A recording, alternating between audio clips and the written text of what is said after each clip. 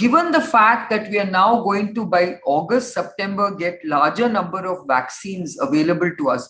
Today, we already have Covishield, Covaxin, Sputnik, and now hopefully Moderna and hopefully Pfizer and maybe Johnson and Johnson, at least some of, and the Zydus Cadila.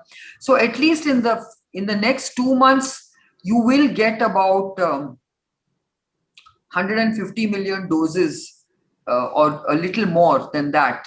Hopefully, I'm looking more like 200 million doses by September per month. So I think by the end of the year, if you can actually vaccinate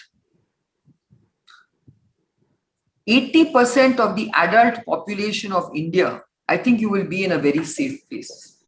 I think it is extremely important to look at all the data that is being generated on mix and match studies.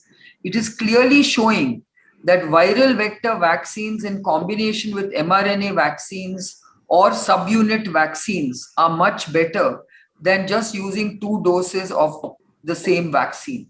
Even they are showing that a combination of a viral vector and an mRNA vaccine is much better than 2 mRNA shots or 2 viral vector shots. So when you're getting such good data, I think we also need to be very flexible about mix and match. And in fact, it's very good for us because then you're not so dependent upon the production of that particular vaccine. There's already data available on the combination of, say, the AstraZeneca and the mRNA vaccines. That data is there.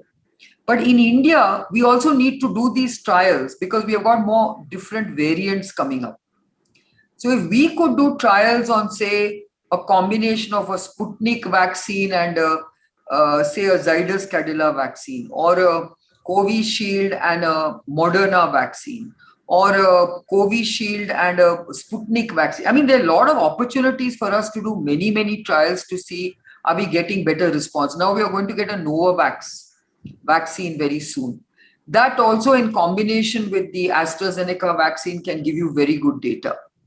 So I'm just thinking that if you want to be smart about optimizing your vaccine usage and vaccination pace, then you should not make it so, you shouldn't put yourself into a straitjacket where you only allow people to only receive that vaccine as a second shot.